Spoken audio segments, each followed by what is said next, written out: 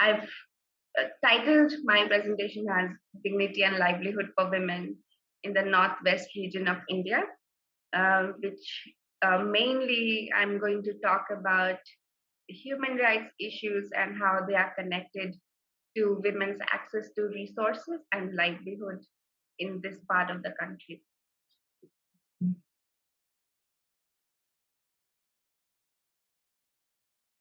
So these are the few things that I'm going to go through as we talk more about this. First, we're going to take a historical look at prominent Christian women leaders in India, and then have a look at the context and what it means to be a woman, especially in this part of India, which is Northwest, and it consists of Punjab, Himachal, and Jammu Kashmir, three states, which is where the diocese is working now. And then we're going to go into the issues of human rights and livelihood and how they are tied to economy and economic empowerment, and what the diocese is doing, all of the different social initiatives that are geared towards addressing these problems, and then take a little time looking into the challenges of this sort of work, and finally about, in spite of all these challenges, how are women in this area contributing to mission and what is their role. So you may have probably heard about her. She is the most prominent Christian women leader in India. Her name is Pandita Ramabai. She was a young woman in the 1800s who was a champion for women and who would advocate for their education and well-being. And she is most well known for founding the Mukti Mission, which was a home for widows in 1889. And to this day, the Mukti Mission, it cares for children and disadvantaged women. They have homes all around the country for children, for women, for the blind. They have adoption centers and daycare centers. They have hostels. So basically, integrating mission with social outreach, especially to the most needy when it comes to women and children. And she is also known for translating the Bible into Marathi, which is one of the local languages in India, from the original Hebrew and Greek. The title of the slide is Prominent Christian Women, but when I was researching for this workshop, she is the only famous lady that I could find. And it is sad because we have had many Christian women leaders in India, but many of them were not of Indian origin. You have heard of Mother Teresa. We have had Mrs. Gladys Stein, who was the wife of Graham Stein, and so we have had many missionaries who have worked in India over the years, but not very many local Indian women. And we are hoping that through our work with the community and with the women, that this can change in the coming future. Now, looking at some of the issues surrounding the work with women in India, when I say women, we are talking about children who are girls, about young girls in their adolescence, about mothers, married women, and we're also talking about single women who may be widowed, who may be divorced, who are separated from their husbands, women whose husbands have left, they are missing, they are abandoned, and also women who have never married. And the Diocese of Amritsar Church of North India, it is essentially a rural congregation. It works with a community which is made up of landless Dalit community. You may be familiar with the term Dalit. Can I see a show of hands? It's just the three other people here. But are you familiar with the caste system in India? and no. So it is basically a social hierarchy um, which divides society into four groups, um, and the lower you are in the hierarchy, the more of an outcast you are in the society. So Dalits are those who fall at the very bottom of that ladder or even outside of that hierarchy. And Dalits are historically, they were considered the untouchables. They were the ones who were associated with, you know, with the cleaning duties, with working with uh, leather, with all of those occupations which were deemed as unholy or polluting, so they were not allowed to be a part of society. And although today we don't have that untouchability so much, but the Dalit men and women, they continue to face discrimination and oppression by those in the upper caste. And even within the Dalits, um, we will see how women are um, even more marginalized. They work as domestic helpers. So as in somebody else's house, or they will work as workers in the field, or even when they are working in somebody else's house, they are the ones who will um, do all of the manual work with picking up the cow dung or working with the cattle. So there is a lot of stigma surrounding all of these tasks, which fall mostly to women. Um, I have been seeing this trend on social media where these days in many cultures it is very popular to have a gender reveal party for um, to be parents. Is that something that you have done in your family, or you have maybe attended somebody's gender reveal party in your circle? You could no.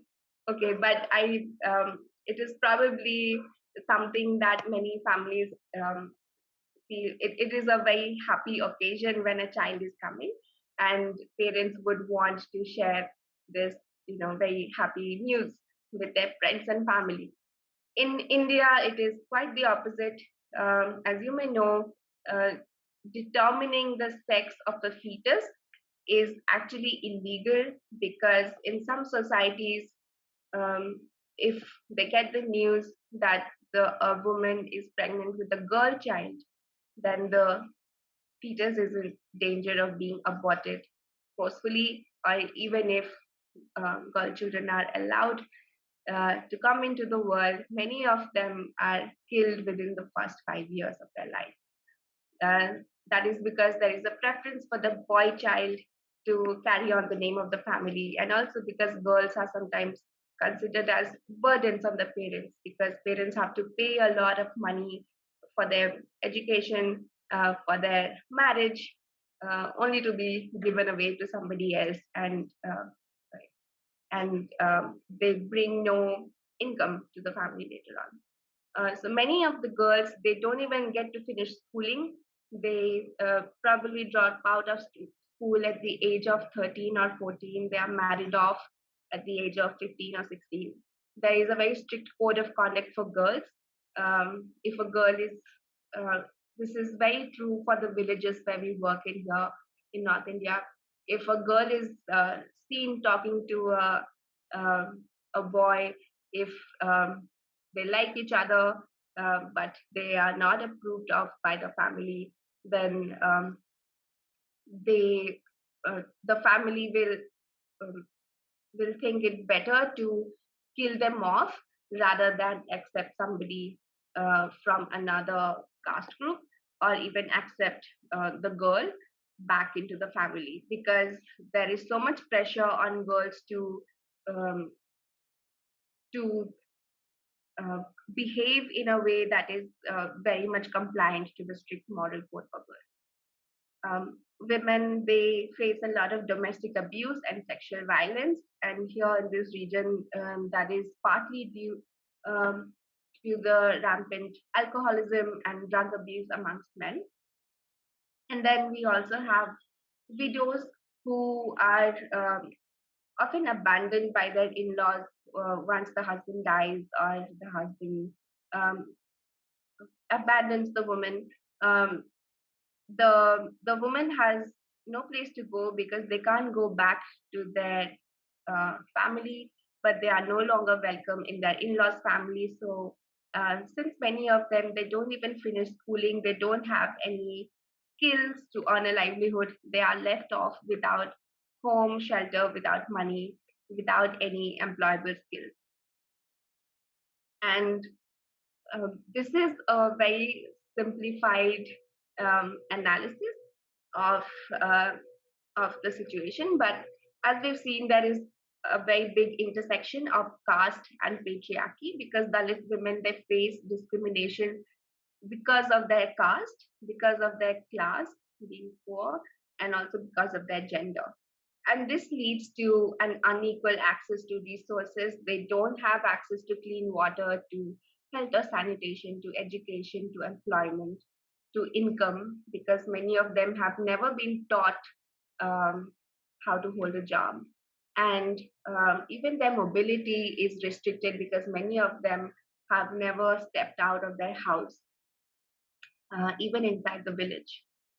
And this gives them very limited control over their reproductive health, over money, over livelihood, over which political party they can vote for, or what are their rights, their legal rights under the Constitution of India, all of that. And this eventually results in social and economic disempowerment, low self-esteem and self-worth, and where many women, they find themselves in a position where they are only struggling to survive and make ends meet from morning till evening, and there is really no scope to think of a better tomorrow, or no aspiration for a better future. Now, what has the church been doing to address these situations? The This verse, John 10:10, it is one of the most popular verses, I think, from the Bible.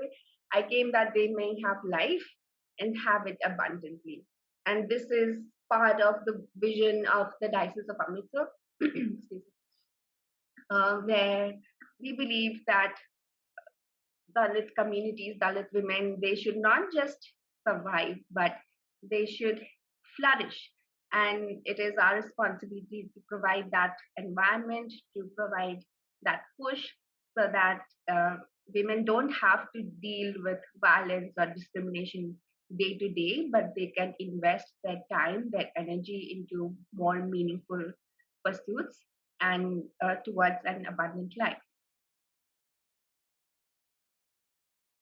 So to address all of these human rights issues, these are the various sectors that the Diocese of Amritsar has been working in. Firstly, to lobby and advocate for human rights. There are many issues that need to be taken up at the political level, many issues that require changes in the legislation. And sometimes we are successful, and for some things we are still fighting. So, for example, in 2006, we started campaigning that offenses regarding about domestic abuse and sexual harassment under the Indian legislation, they come under IPC section 354, and we campaigned that that should be a non-bailable offense. It was bailable, so that, which means that if somebody is arrested for uh, domestic abuse or sexual harassment, they can just be bailed in the next 5 minutes, and um, the accused, they would most probably go back and retaliate and commit even bigger acts of violence. And it was only a couple of years ago that the this legislation was finally changed for the state of Punjab, and now it is a non-bailable warrant, non-bailable offense, and the accused, they can go to jail for 7 years, um, and nobody can bail them out before that period. We have also been able to lobby for increasing the pension that widowed women are supposed to get. So earlier, they were getting only rupees 250 a month, which is about, I'd say, $2.50, if I'm not wrong. Um, and now that has been raised to rupees 1,500 a month, which is not $15, I would say. You can correct me if I'm wrong. And that may seem like a small amount in American currency, but um, for the Indian women, that is a big leap. So that is something that we continue to do, working with other human rights organizations, networks, working with the government. And then we do a lot of work with building awareness around issues. So talking to women about their legal rights, about the governance, about financial literacy, about their health and sanitation, um, and how they can take back control over their their bodies, over nutrition, things like that. And then another important part of um, the diocese's work is to work on education and health. Um, we do regular checkups and referrals, but also we have a project for patients of tuberculosis and HIV/AIDS, which is like a follow-up um, support system. And now we have um, the sometimes the immediate need is to provide shelter and medical aid to victims of abuse and violence. So that is also a big focus of that. With when we start with girl children in our project areas, we do have study centers and hostels so that even the little children can get access to quality education, to books, to study materials, which they don't have access to in the government schools. So we believe that working on children's education from the base up, it is so important so that at least when they finish school or they can get into college, then they have um, skills and knowledge that they can then apply to maybe go into vocational training or um, apply for jobs. We have also a lot of work for um, enabling access to entitlements. So the government of India, it provides a lot of welfare schemes for the people, but a lot of these schemes are not implemented because nobody knows about them. So what we do is, with together with our awareness programs, we help people to apply for government benefits, to go to the public offices. We go with them, we help them to fill out forms and to make sure that people are receiving their pensions, all of the benefits that they can get. And the last bit of this is the supportive framework. A few years ago, we started working on child rights and child protection in the diocese.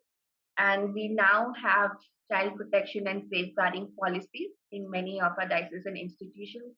This year, we are going to have a safeguarding policy for the entire diocese, which means that all of the clergy, all of the social workers, all of the leaders, they have to sign a code of conduct. They have to say that um, um, since there is a policy which lays out all of the definitions on what is abuse and what is the diocese supposed to do if we receive a complaint. And we are working hard to put these frameworks into work, make them as practical as possible. We are doing orientations and trainings for all of our clergy, for our staff, even for the children in our hostels, so that children know that there is a policy and there is a framework in the diocese and who are the people that they can reach out to. So, for example, I'm one of the focal persons, a child protection focal point for one of our hostels. So they have my phone number all around the hostel, so anybody can reach me if they have a complaint with somebody. And this is something that now we are working very hard to popularize. And These are some of the pictures. Um, During COVID, when COVID started in 2020, we started a relief initiative called Love in Action. The photo to the left is our office staff and clergy cooking and distributing food to women in the leprosy home in Amritsar.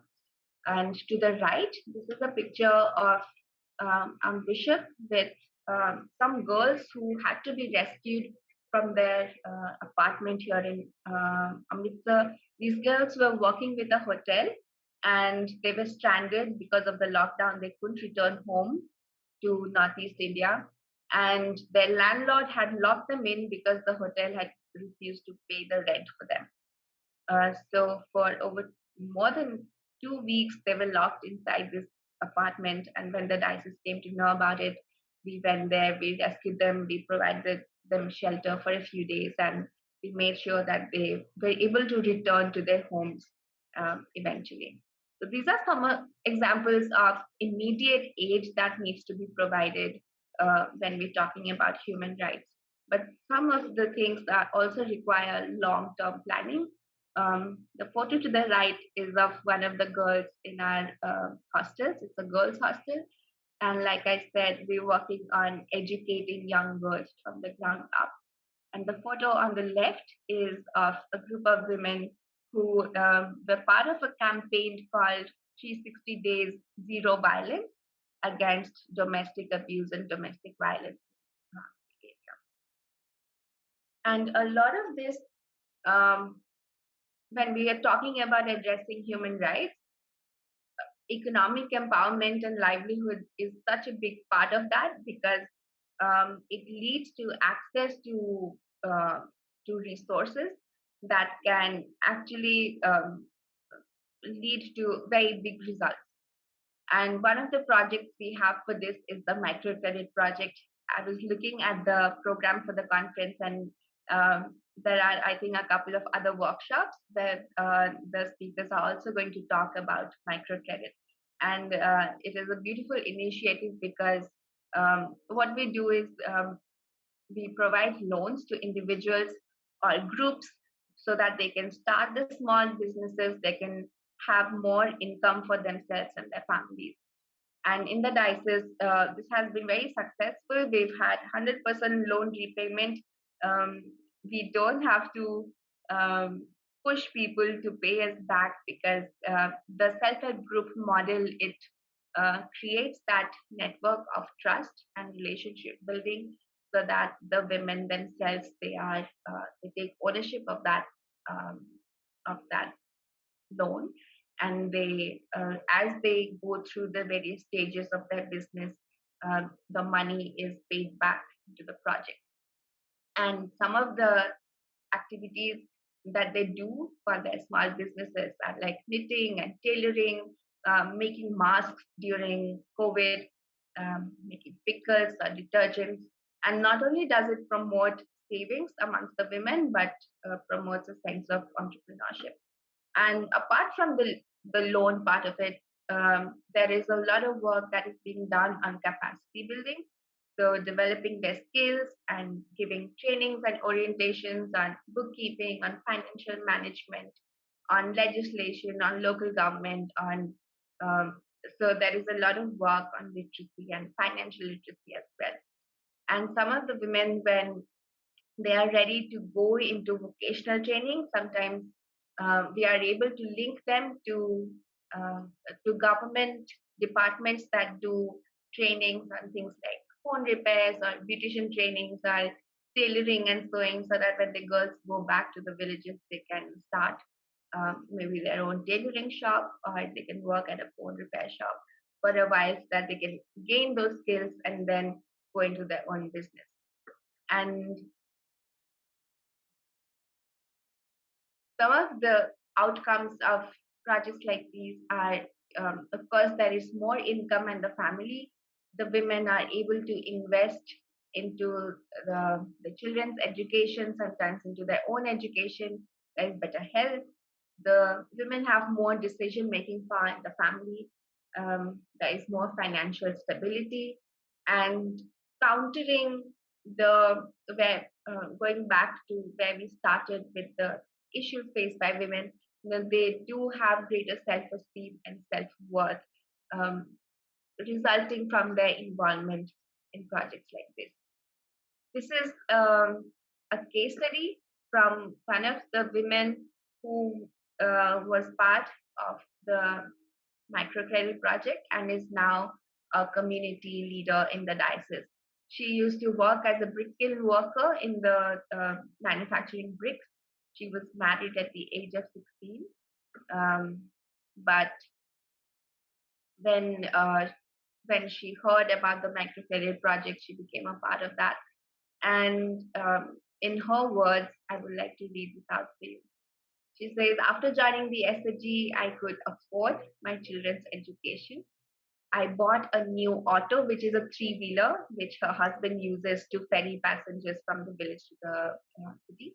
My financial status started improving. I started meeting new people and reaching out to nearby villages to work on different work needs. And she says, even in police stations, the in charges know me, officers in the government offices know me, many influential leaders in the area and within the police they know me. And this is a big thing for women, like I said, who have never even stepped out of the house to even go to a government office, to go up to a police officer and to be able to say, this guy knows me. And if I need to get any work done, they're going to help me do that. If there are any problems in the family, we help and reconcile their issues along with the other SSG members. From somebody who has no decision making power in the family, who has no say in the family, let alone the village, we now have women that other people come to. If there is a feud in the village, then they will come to women of the self-help group and say, there is this conflict and we trust you to make an unbiased judgment. What should we do? Other than income generation, due to my involvement in SFG, my social status also improved and people have started respecting me. And ultimately, I think that's what we want, along with all of the monetary benefits, the physical benefits. It is this betterment at the level of the consciousness of the self and identity, and that the church is moving forward, moving towards. These are some of the pictures from the self-help groups on the left. The women, they're receiving training on how to make detergents. Some of the self-help groups, they have been successfully making and selling these detergents in their villages. On the right is a lady who has opened up her own shop, and she's there with a customer. Here are some women who are tailoring, making bags, and knitting woolen items for sale. Now, these are some of the challenges that we face in this while we're doing this work. The first is the breakdown of community ties, because as you may be aware that now in society we see that there is a move from joint families to nuclear families. Everybody moves away for jobs, for college, and families are just growing further and further apart from each other. Individuals becoming more individualistic, self-centered, intolerant, and apathetic. Nobody really cares what goes on in their neighbor's house. And we also have, as a minority institution, or being a minority group in this country, we are constantly under the radar for religious activities and for our financial spending. So in recent years, there has been a lot of restrictions through the Foreign Contributions Regulatory Act, where NGOs and church organizations have to provide very detailed accounts of the funds they received and how they are using that, and that puts a lots of limit on the sort of activities that we can do. And lastly, sometimes empowerment can often be limited to just a token representation at the table. Sometimes women empowerment is just something that we like to talk about on International Women's Day or 2 days a year. And we are working on abolishing that practice and actually making use of the strength and resilience that women already have. And sometimes we just need to create the right frameworks to provide the right environment. And like I said, just a push to facilitate how they take ownership of their own situation. And some of the ways in which women have been contributing to mission work in the area is during COVID-19, when there was a need for masks everywhere. A lot of women in the diocese, they were making the masks and sometimes distributing it for free, but also selling it so that not only do the women um, um, help towards the COVID relief work of the diocese, but they also get some income from this work. And on the right is kind of our community leaders handing out pamphlets on which has information on COVID-19 prevention. And here we have two of our community leaders holding meetings with the community members. On the right is a gender sensitization workshop with men and boys in the village, talking to them about gender equality and gender justice. And on the right is an interfaith meeting with the village leaders. And women have been very successful in this because they can tap into their lived experiences of living in that situation and having come out of that situation and how they have dealt with that.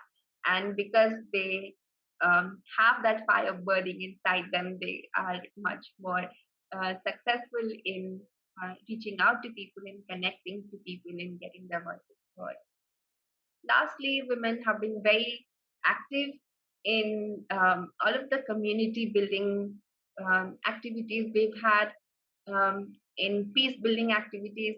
You can see on the top left, we had a women's bike rally. So we invited women to come out on their two-wheelers, on their scooters, on their bikes, and we held an interfaith peace rally to the India-Pakistan border here in Wagah border. On the right is a dance performance during one of the rooftop services we had when there was lockdown and the churches were closed. So we took our services to the rooftops so that everybody could stay on their roofs with social distancing, but still worship together. And events like these are a great way to bring the community together through dance, music, and cultural performances. On the bottom also is young children who were part of a peace rally as part of the Palm Sunday procession held every year. So that was all about the work that is being done in the Diocese of Amritsar, some of the issues that we've been working on, and some of the women that we have been working with. I conclude with this verse: "We are shown you, O mortal, what is good, and what does the Lord require of you to act justly, and to love mercy, and to walk humbly with your God." So I thank you very much for your time and for your patience.